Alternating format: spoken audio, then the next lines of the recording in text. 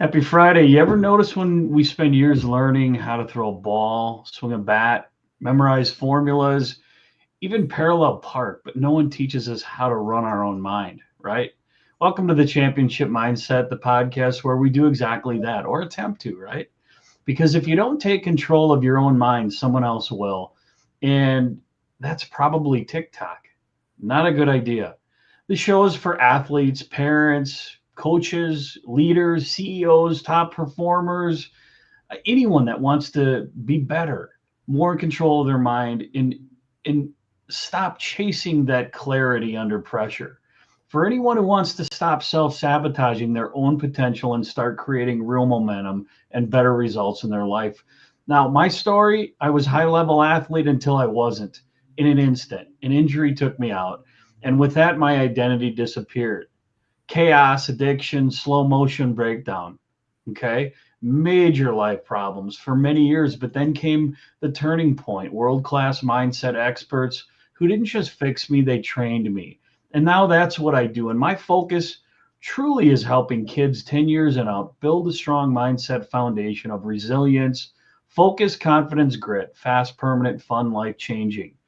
And this podcast is one of those ways that brings that mission to life. And today we have a special guest, Dr. Diane Dye, creator of the critical opportunity method and a true mind mechanic for CEOs, leaders, high performers. She's not just brilliant, she's bold. And she's here to talk about how what works in billion-dollar boardrooms also works in real life with pressure, performance, and purpose. So let's go. Welcome, Dr. Diane. Great to see you again.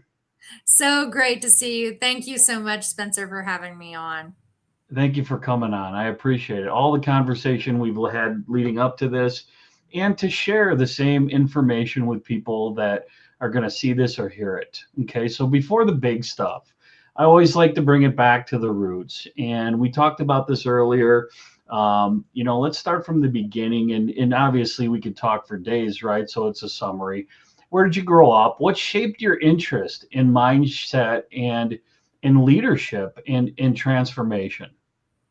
Well, I am the daughter of generational entrepreneurs that go all the way back to my great great grandparents.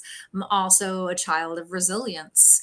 And my grandmother is a really interesting case study of that. I've not only grew up watching her be resilient and my mom be resilient in many different circumstances. I also knew where they came from. And in my grandmother's case, she came from a family that owned a grocery store during the Great Depression.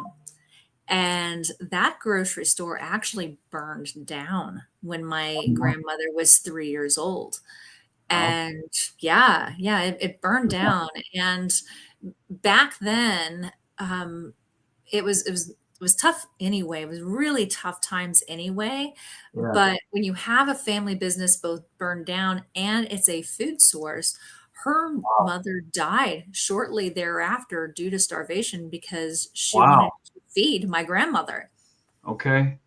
All right. Yeah, yeah. And so my Wow. grandma was an orphan and went to go live with a couple of cousins. The female counterpart of that couple died a few years later due to the plague. Wow. So she started out in a really rough spot. But I'll tell you what, after my grandmother went off to a children's home after that, she was adopted at the age of 12. And her and her brother were adopted. My grandmother stopped her education at the 10th grade, and she always had a goal. And her goal was to graduate from high school. Okay. And at age 80, she did it. Wow. That's amazing. Yeah. So I have always grown up around motivated, entrepreneur motivated, but just life goal motivated people who've shown me that no matter what life puts in my path, I can leverage every single challenge, every single problem I face as an opportunity to become bigger, become better, to really use that, as Ryan Holiday says in his book, The Obstacle is the Way, to use it as the pathway to greater things. And that's where critical Wow. opportunity thinking was born. Okay. And then I know in our previous conversations, you spoke about your dad and the opportunity and the people that surrounded him.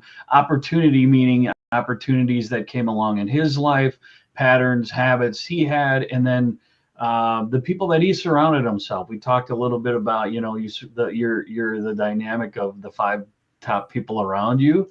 Did you want to speak a little bit about that? Yeah, so, it's not uncommon to know that you lie down with dogs, you get fleas, you rest with champions, you win the trophy. And that's really the situation that I grew up witnessing. Yeah. So when I was 5 years old, my dad was starting to have some business struggles, Uh, and he this the whole reason why I'm not an heiress like Paris Hilton is because of one word, and that word is no. My dad was offered an opportunity to transform his hotel into a Best Western, enjoy a Best Western franchise. He looked at the requirements that was going to be necessary to do that, and with the individuals that he was surrounded with at the time, he sought their counsel. And because they were the type that wanted to control, to manage, to have their name on things, my dad said, no, I'm going to run my own thing. I'm going to do my own thing. No one's going to tell me what to do. And well, long story short, when my parents reached that impasse, um, my dad was heavily distracting with his cohort, his buddies, and they ended up getting divorced. And it was tale of two upbringings. My siblings, who were 14, 15, and 17 years older than me, grew up in an environment where they had the ticket written for them, nicest house in town. There was airplanes, horses, cars, all the things. And my side of the fence after the divorce was one where I grew up on Rice Krispie treats and yeah. the Campbell's soup and Vienna sausages and sardines and crackers. And my mom had to rebuild herself from scratch. Another sign of resilience in my life. But also, I saw what happened when we lose focus on that goal. So I had my grandmother on one side, Yeah. who as a child, I got to see her graduate from high school at age 80. And And on that the was other was side, that your mom's mom? my mom's mom. Mhm. Okay, I'm asking that because of the resilience your mom had after what happened with your explaining with your dad. Yep. Yep, Wow. absolutely. And then my dad's side, who, and something happens when we achieve some measure of success. So for those who are watching this, who are listening, sometimes when we achieve some measure of success, what got us there does not move us forward because we start self-protecting. We Yeah. start self-protecting. And without a very intentional cohort walking alongside us, and you'll see this in sports teams too. You'll see where maybe someone gets a bad attitude, and that bad attitude starts to spread. I call that Mhm. joining forces with hate. That's part of the downward spiral of a critical opportunity method, which is in my workbook on Amazon, Creating Critical Opportunity. Yeah. So that downward spiral happens, and that can happen any which way. But the fact of the matter is, it's a destroyer. Yeah. It is a destroyer, whether you are in business, whether you are in sports, whether you are just having your family life.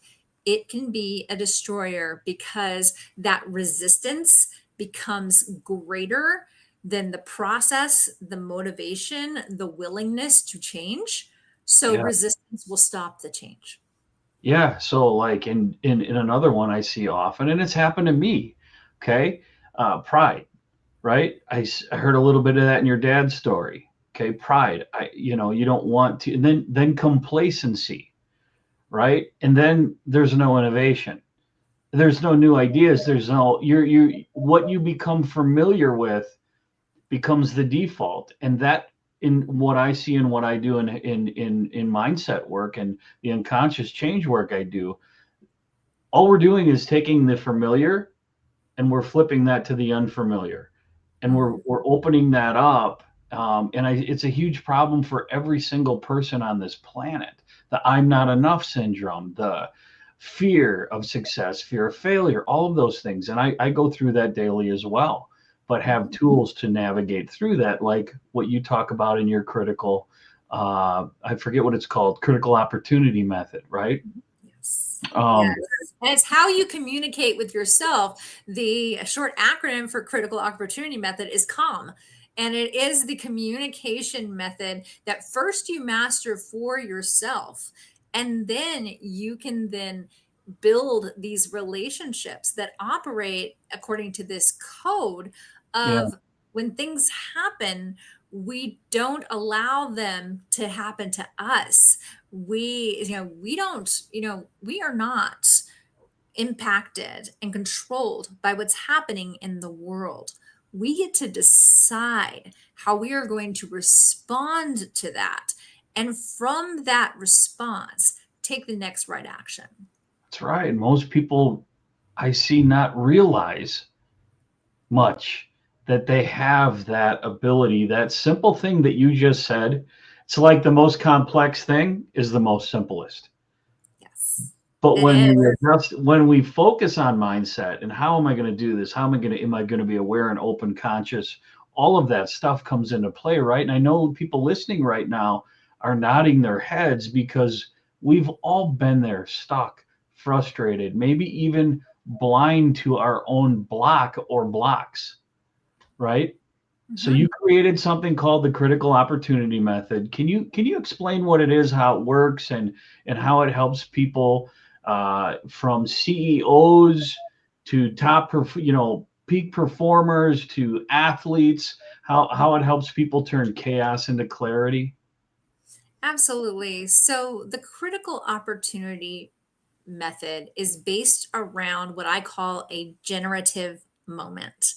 This is a moment where construction and innovation can happen, or decline and destruction can happen. Yeah, right. So it begins with something that I call the power of the pause. So when something happens and you feel something in your body, you feel that emotion. The great thing is we have this wonderful tool. It's called our body, and it's incapable of lying.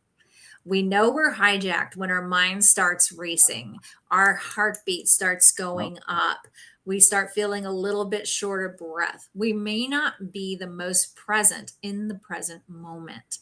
And that's when flawed experimentation begins, because you start looking to the past, which is old data, or you start looking to the future, which is make believe land. So when you pause, you give yourself the opportunity to choose. And it is always a choice. And you can choose to spiral up or spiral down. So, what does the spiral down look like? It looks like denial.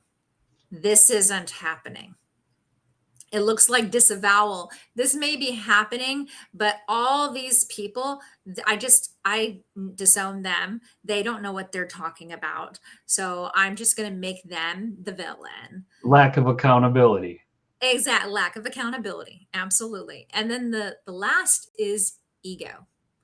I'm Mm, too good to do this, or mm. I'm not good enough to do this. Isn't it One interesting of how that those last two one? things. Isn't it interesting how that last one comes in when most people struggle with "I'm not enough." Mhm. I'm sorry, I didn't mean to cut you off. Wow. No, it's true. It's absolutely true. And whether it's I'm too good to or I'm not good enough to, it takes you out of a place and it puts you in the perfect place to continue to spiral down into blame, into shame, into those places where now you're no longer looking at the problem, Right. you're looking to project onto the problem, And because now blame. the problem is where you're focused, and what you focus on increases. So, problem solving tip: if you have a problem, don't focus on the problem, focus on the solution, the flip side. So, how do you Right. get there? How do you get to the flip side? Right. Awareness. What am I going through right now? What is happening right now? How am I feeling about it? You're going to want to ask yourself any question but why. Now, this can be hard when you're Hmm. really close to it, so I suggest that you just take a cap on. I got my little Tour de France cap on right here. Boop. And I'm just going to put on a cap, and I'm going to be someone else for a bit. So now I'm a reporter. Now with this hat on, I can come into a place of observation about my problem. So I'm getting a little bit of distance from it. Then I can go from awareness to consciousness. Awareness and consciousness are two different things. I can be aware of Right. that something's going on, but I can be totally unconscious about the data. So now, to keep yourself out of the emotional spot where consciousness can go awry, I want you to ask any question but why. And why It's is more like victim, right? Why is emotional. Okay. I will ask you why 7 times about something, Spencer, and I probably make you cry. It's a very powerful word. There's a spectrum of emotionality on questions, what being the least amount of emotionality and why being the highest. Sure. Who can also be very emotional as well if you are not in that space of being in the right mindset to not blame or victimize, Right. because the who can also be who did this to me. It can Right. take it out of the accountability into the blame space. And that's the So victimality. Yeah. exactly. So when you ask these questions and you've put on that different kind of hat, now you're looking at the situation and you can start saying, okay, what are the elements around this? In business, we call them stakeholders. So who are the stakeholders? What are their sentiments? Let's collect some details around the environment of the situation. Hmm. You can't do this if you're hijacked into the I'm too good to or not good enough to, because it's going to impact how you collect your data Sure. around this. For sure. I can So see when that. you do that, you can ask yourself the questions and lead yourself into, okay, maybe this isn't possible, but here's what could be possible. This is true because, or this is not true Hmm. because. And you can start challenging those things. And when you begin to challenge those things, and the great thing about this is you've involved no one else at this point. And this is a very fast process. But what you can do then is you can then look at your back to the cohort, the people um, who are the ones who can help spiral you up versus co-sign bad behavior or be yes men or Hmm. any of those things that result in either stagnation or downward spiral behavior. Yeah. So how do you do that? First, I call this my dynamic 9. So take out a piece of paper and write down the 9 people that have your ear the most. After you write that down, you're going to do another column, and right next to it, you're going to do an up arrow, a side arrow, or a down arrow. The up arrow is for upshift. These are the people that when you get around them, the ideas start flowing, they encourage you, they help you be your absolute best. Those are your upshifters. Those are the people who they don't tell you what to do. They ask you great questions and you go, "Oh my gosh, that's amazing." Your side shifters, if you've ever tried to drive a car in neutral, you're not going anywhere. And that's what these relationships do. Okay. They are the yes men. They are the comfort zone, the status quo, the do nothing and it'll get better, the stick your head in the sand, it'll get better, let's just not talk about it. The ones So that don't go outside what's not familiar. exactly, exactly. That's side shift. Downshift. These are the people who are in the comments with the popcorn, or they're agitating pain, or they're actively gathering community for the problem, not the Critics. solution. Yeah. They're the Critics bad and ones. agitators. Mm-hmm. So the next column is all about, will they take your call? Do you have access to these people? You could have a great upshifter in your life, but if you don't have a regular touch point with that upshifter, you're not going to benefit as much from that. You might benefit a little. You might benefit a little from watching Spencer's videos. You might benefit a little from that. How much more would you be if you actually had a touch point with that upshifter, that you actually engaged, right? So whether they engage or not also has a big impact, because you might have a downshifter, but you don't engage with them a lot. But you notice that when you do have a problem, you do tend to go to them because they will co-sign, they will tell you you're right, they will validate you. Okay. So it's the utilization also. I'm not telling you to eliminate your entire friend group right now, or, some people's moms are on this list. I'm not telling you to tell Right. mom to go take a hike. What I'm saying is that you need to understand the touch point there. The next is, are they at your level? So the next column, we really want to talk in the business world. We talk about, are they in the arena with you? Are they bloody? Like Brene Yeah. Brown says, if they're not with you bloody in the arena, then what business do they have giving you advice about your life, business, etc., if they're not in the arena? So this next column is, but where are they in the arena? If I'm a person who wants to elevate my revenue by $1 million in next year, am I going to hang around with people who are going out of business? So this goes back to dad, right? Yeah. I started talking to my mom about this, and I was like, I'm really curious, who did dad hang out with that the day? Oh, he hung out with the guy who owned the Western store and the office supply store and the bank. And there's one other guy he hung out with, I said, so can I ask, like, what happened to their businesses? Bank closed. Office supply closed. Western store closed. So even if you have a group of 4 and your majority is not at your level, water will always seek its own level. So just like rising tide lifts all ships, water will always seek its own level. And the thoughts that spin in majority are the themes. And this is a time where you in your list in relation to your dynamic 9, you just sit back and listen, and you ask questions, and you look and see, like, am I with the people who are striving like I am, or am I with the bench sitters because they're fun?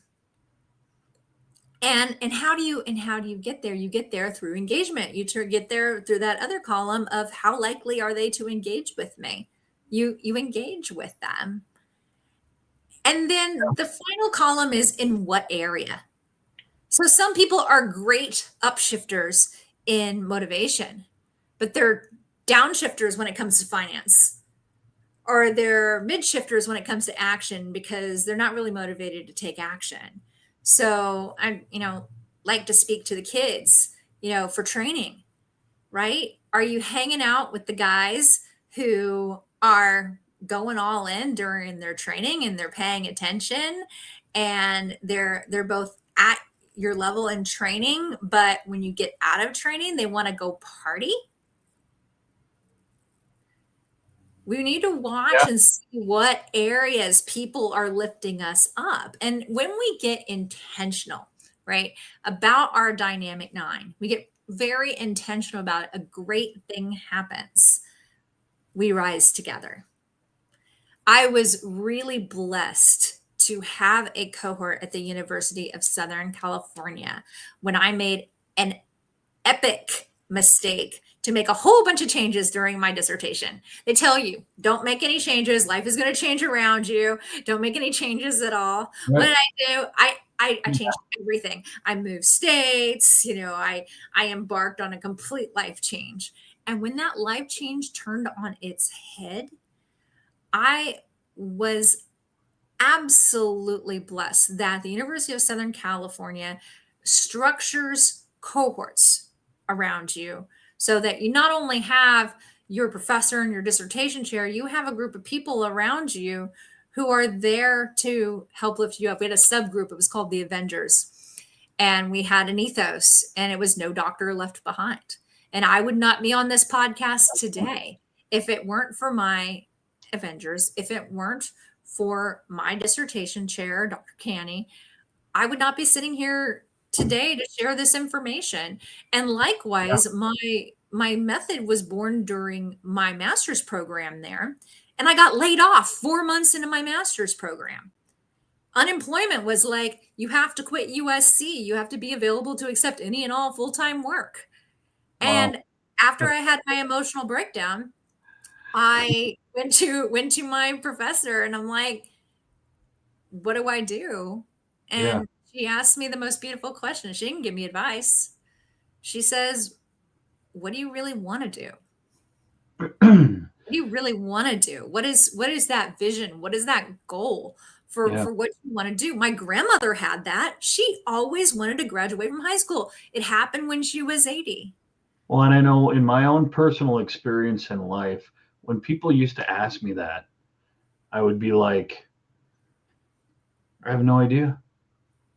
I have no idea, because when I lost the ability to play sports, I didn't have any other identity.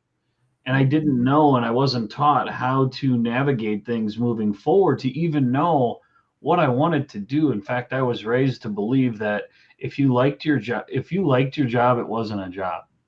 Mm-hmm.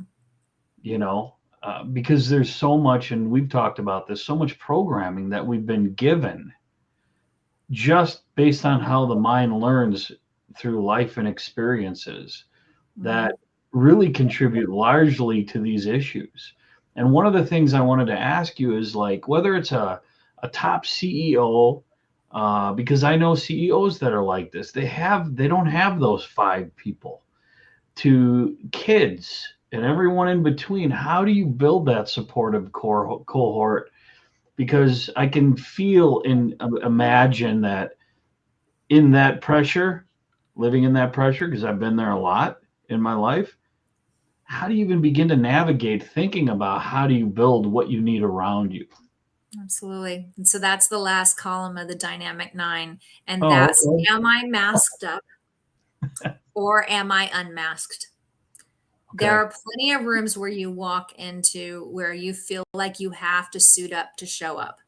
You have to, if you're a woman, you have to put on the makeup, you have to do the hair, you have to do the thing. If you're a man, you have to, you have to have it pulled together, buttoned up, so to speak. You suck it up, right? And what happens in rooms like that, where you put on this mask, is that you're unable to get real. So when you cultivate a cohort, you need to really lean into, who can I get real with? Who's in the arena with me at the same level that I can cultivate some trust with, so that I can take this mask off and get real, so that we can come to some real solutions and some real results. Because 72% of CEOs experience loneliness. Yeah. Why? It's because you can't talk to your board about what you're going through. You report to your board. The board wants solutions, right? And they want results, and they want something that shareholders will be happy about. And I can see a lot of kids feeling that way. I can't talk to my parents because they want results, right? And the fact is that when you unmask, when you make it safe. So, my dissertation, I actually studied women who were experiencing domestic violence at home and how, when their leaders created a environment of one-on-one psychological safety, they were able to disclose what was happening at home in order to improve the performance that was failing at work. And the outcomes of this are wonderful, but also unmasking and disclosure is a really hard thing to do unless the environment has been set up. So that environment can be set up through structures of, well, for executives, legal protection is important. To have that, it's hard to bring up something that's going on that's potentially a hot button for a board Right. if you don't have that in play, right? Non-judgment, that's Yes. also incredibly important. Sharing from your own experience, not advice giving. And Not allow. And allow. Mhm, mhm. That's incredibly important. Making it okay, if not even preferred, to have the struggle. When we learn from our struggles, we innovate. When we avoid, cover up, refuse to talk about it, that's when we will get the same lesson over and over and over again until we finally get it. We will just replay that tape. It will just go on and on and on and on. And when we have that environment, and it can be hard to cultivate, right? The dynamic nine brings you into awareness, and the action step is to, if you have upshifters, to increase your contact with those individuals Yeah. and come to a group agreement with them. But what I do for executives is I have a CEO innovation cohort with C-level executives Yeah. that are at a certain revenue level. You have to apply to attend, just like you apply to attend my masterclass. I give complimentary tickets to that. And it gives this environment where in the master class it's anonymous, so it's okay if cameras are off, it's okay if names are changed. Yeah. You send in your questions anonymously, and I answer anonymous questions. But then when an executive applies for the cohort, then they sign NDAs, they sign non-solicits, because no one wants to go into a room where someone's also selling you and they have a motive. So Right. you have to remove all motives from these cohorts as well. Right. The only motive my USC cohort had was no doctor left behind. We weren't looking to capitalize off of each other. We weren't looking to sell each other anything. We all just wanted everyone to finish their dissertations and graduate. And why shouldn't executives have an environment like that? Right. So the legal structure, the no advice giving, share from your own experience, follow. I have this 5x5 method that I use over 5 days, and at the end, walking out with an experimentation plan, because knowing how to experiment is everything. For sure. So whether you're running a company, raising a kid, playing a sport, I mean, these principles go deep regardless of where anyone is or who they are. Their age, race, doesn't matter. So if there's one thing that you want the audience to walk away with, one shift, one truth, one next step, what would that be? What do you hope the listeners take away from our talk? Well, if you're an executive, I'd love to see you apply for my masterclass, and I'd love to work with you. But ultimately, I want you all across the board to think about this. How could I be willing to unlearn what I think I know?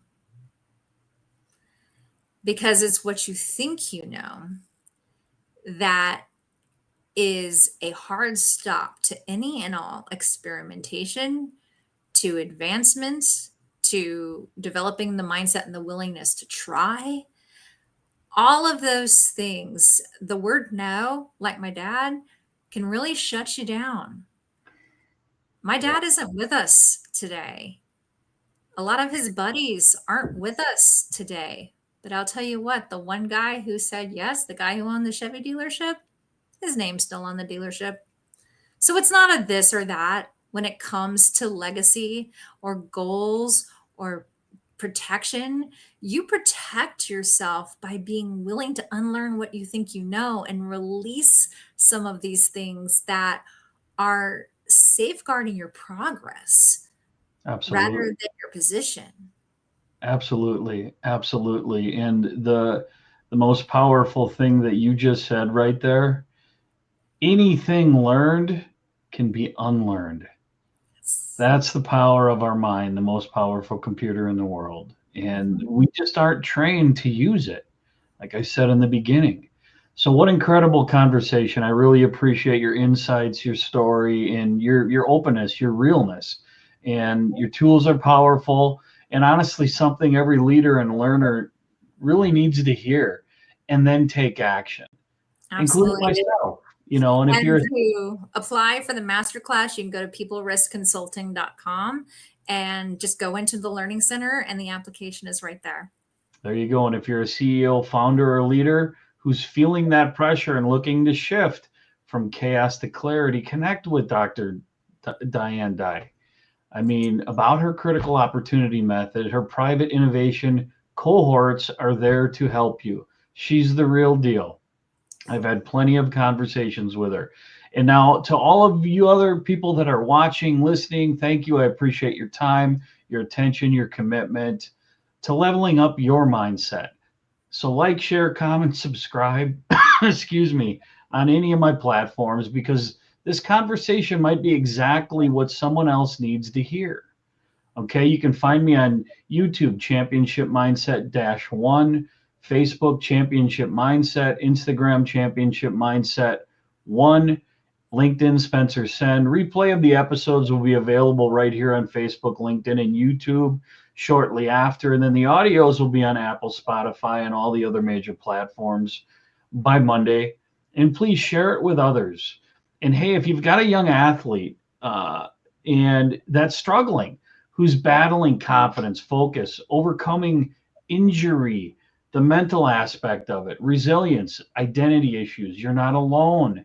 If you want to learn more how I help and rewire that permanently, help those young athletes to transform their identity and install the confidence, true grit, focus, and everything that they need to perform best in sports and life, go to freedomandhealing.com. Schedule your free discovery call and we'll talk through it. There's no pressure. It's just a powerful conversation to help you understand, and you'll apply these things to yourself too. You'll see why I guarantee results and how that foundation builds and changes, transforms everything, not just their game, but the rest of their life. So until next time, elevate your mind, elevate your game, elevate your life, because everything starts within your mindset. See you next episode.